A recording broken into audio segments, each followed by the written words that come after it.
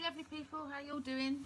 Kat here again from back in the saddle. I hope you're good. I just wanted to pop on today after we've had the snow and sleet and everything this morning, just to go over a few really important things that seem to be feeding off of the last couple of videos that I have done, and of having chats with other people about what it is that we're doing here. So, you know, it's a very fine line, isn't it, between what we talked about in the last video of where are you happy with your horse, is you're happy with you, and what the hell does that actually mean to be happy with a horse. Yes, we can all say, I'm happy with my horse, I don't mind going out in the wind and the rain and trudging through the mud, and yes, of course I'm happy. Why else would I be doing it? Not because we're mad or anything, or, you know. But obviously in the last video, if you haven't seen that, just go back and check that out, because I broke down what I feel it means to say, are you happy with your horse?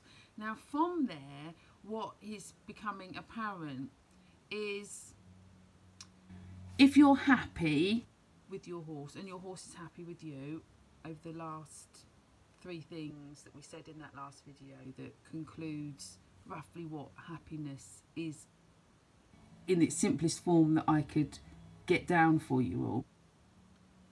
If you're happy and your horse is happy, then we can then understand or realise that actually our communication with our horses is good. It's good. So if you haven't seen it, go back to that last previous video. Are you happy with your horse? If not, why not? Something like that, I labelled it. And if you feel that you are, and then I would say you obviously have good communication, or your communication is getting better, or, you know, the communication is starting to enable you to have a more harmonious relationship. Now, as I say, from the feedback from the last video, in my private group, for my clients only, and from speaking to 1 or 2 people, it has come apparent to me that as soon as we have a harmonious relationship, and again we can go deeper into what that may mean, but it's basically you're communicating on a level that you're both understanding each other. And to understand the horse is such a big thing, because we are not talking here about, right, we've got the training scale, we've got the training plan, we've got the goal, we've got all of these things are always going to be in the back of our heads anyway. But if you can build this harmonious relationship so that you have some degree of communication, you're both understanding each other, I honestly believe that then that is when the training is going to excel. Your end goal, however long you've set that for, whatever that may be, right, I want to go to this event, or I want to be able to sit in the field with my horse without worrying about what I did yesterday or what I'm going to do tomorrow, or I'm literally just going to be me, I'm going to be still, I'm going to be with my horse, and I'm going to live in the now and see what that brings about for me. If that is your goal, brilliant. If your goal is to go around Hickstead and, you know, win a medal, or you know, have those goals by all means, you know, absolutely. But whatever that is, I've just caught myself out here with my brilliant backdrop that I have here in my office. It's incredible really that my Christmas decorations in February are still not up in the loft, and that little bit of paint there where I had something on the wall before these cupboards went in, I still haven't painted. So if I kind of loiter here, you can't really see it, and you can just see, oh, the calendar behind me that makes me look very organised, but it's not actually, because the calendar's in my phone and in the iCloud, so it doesn't.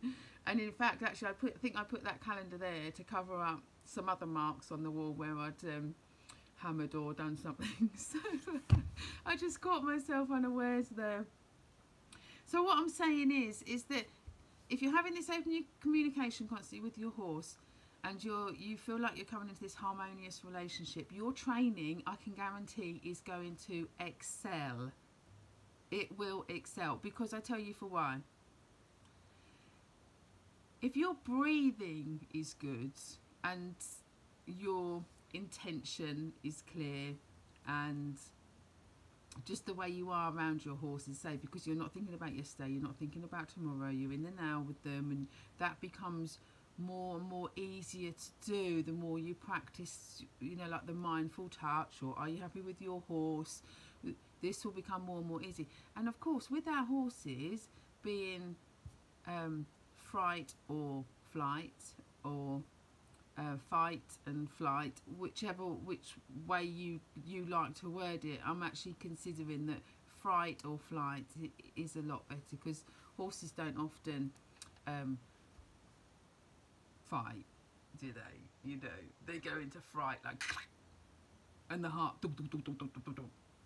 By then you should probably go, oh, should I be getting off now? Because by the time a horse's heartbeat has started to go doo, doo, doo, doo, doo, where you can feel it through his chest, if you get that quiver, if you feel the horse start to go, whoop, I'm not telling you what to do, but it might be time to get off. I don't know where that's come from. Anyway, so yeah, if your breathing is calm, if you have gone out and you've met the horse where he's at, and we've established this via the other videos that we've been doing, then this is going to bring about a training regime that is going to be a win-win, because you are coming in on an absolute cellular level of being in a state that your horse will understand, because obviously although they're domesticated creatures now, they still have this innate ability to be able to read how we're coming to them, and you know what we're expecting from them. So if I come into a yard and I think, shit, I've got an hour to get this horse done, I'm going to come in all huffy puffy, bridle or head collar, and get it on and have a palpation and get all over it and do what I need to do, and probably similar yourself, oh my god, I've got to collect the kids at 3 o'clock, so I need to get this ridden because I've got this goal. You know, the whole horse is instantly going to be, what the fuck is going on here? And they actually get to the point where it doesn't matter what I say, it doesn't matter what I do, she's still going to do the same thing. She's still going to grab that head collar real quick, she's still going to do this, she's still going to do that. And really, this is what I'm saying is that if you come in with the mindset of leaving all your shit at the gate, meeting the horse where he is at, greeting him in his bubble, in his boundary, so that they connect and they're both on the same level, then your cellular level, your being is going to calm, your breathing is going to calm. And if you can take that to the ridden horse, then, you know, Bob's your uncle, is basically what I'm saying. So I love to be able to do these little quick short videos with you, because it clarifies in my mind what is coming up for people, and it is learning, teaching ourselves how to have that best relationship with our horse. So I wouldn't have the techniques of riding, or the riding manoeuvres, or the schooling, you know, we want to do this, and then that movement will lead on to this movement, and that movement will lead on to this movement. Really, I think that should be the smallest part of what we're doing, because say, I can guarantee that your training will improve if you take on this understanding and this mindfulness mindset, that to meet the horse where he's at is it's very underestimated, and I'm only just starting to understand it myself. So please, please, please, please, please talk back to me. Let me know what your thoughts are on this. Do you think I'm bloody balmy because I come from a very competitive background. So I would love to hear what your thoughts are regarding to that.